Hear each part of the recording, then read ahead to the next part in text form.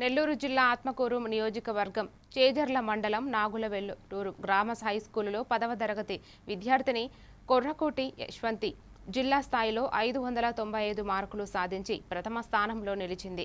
ఈ విజయంపై Somasila project chairman Vellore Keshava Chowdary హర్షం వ్యక్తం చేస్తూ ఇది గ్రామానికి గర్వకారణమని తెలిపారు. విద్యార్థిని యశ్వంతిని పాఠశాలలో ఘనంగా సన్మానించారు.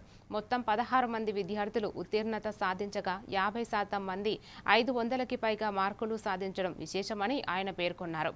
కార్యక్రమంలో విద్యాధికారులు, ఉపాధ్యాయులు, గ్రామస్తులు పాల్గొన్నారు. పేదలకు మంచి పేరు తెచ్చే విధంగా మంచి మార్గం వాళ్ళు చూపించినటువంటి మంచి మార్గం వాళ్ళు చెప్పినటువంటి విద్యాబుద్ధులు ఈరోజు ఎక్కడ తర్వాత భవిష్యత్తులో ఎంతో ఉపయోగపడింది. అప్పట్లో ఇంగ్లీష్ మీడియం లేదు, ఇప్పుడు ఇంకా ఇంగ్లీష్ మీడియం ఉంది. అప్పట్లో ఇంగ్లీష్ మీడియం లేదు, బయటకు పోయే మార్గం లేదు. మేము ఒక నిరుపేద కుటుంబంలో పుట్టాం మేమంతా. కాబట్టి నాకు ఈ పేదలకు మంచి పేరు తెచ్చే విధంగా వీళ్ళ రూపంలో గత సంవత్సరం 590 చిల్లర వచ్చినాయి.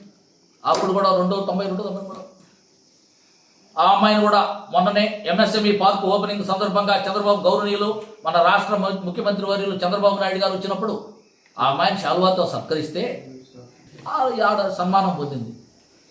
ఇవన్నీ కూడా చూసినప్పుడు మేము పెట్టే ఖర్చు నథింగ్ అనిపిస్తుంది నాకు వీళ్ళ దాంతో పోలిస్తే. అందుకే పిల్లల ప్రాథమిక హక్కు, దాన్ని కాలు రాసే హక్కు మనకి ఎవరికీ లేదు.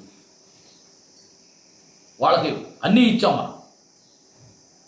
నేను అన్ని విధాలుగా గత 7 సంవత్సరాలుగా అండదండగా ఉన్నాను. ఈరోజు ఈ బిడ్డలు పర్మనెంట్ సైన్స్ టీచర్ లేరు అనేటువంటి ఒక ఆలోచన మైండ్లోకి వస్తే రాకూడదు అనేది నా కోరిక. ఇచ్చారు, టెంపరీగా ఇచ్చున్నారు, పర్మనెంట్ ఇవ్వమని కోరుతున్నాను.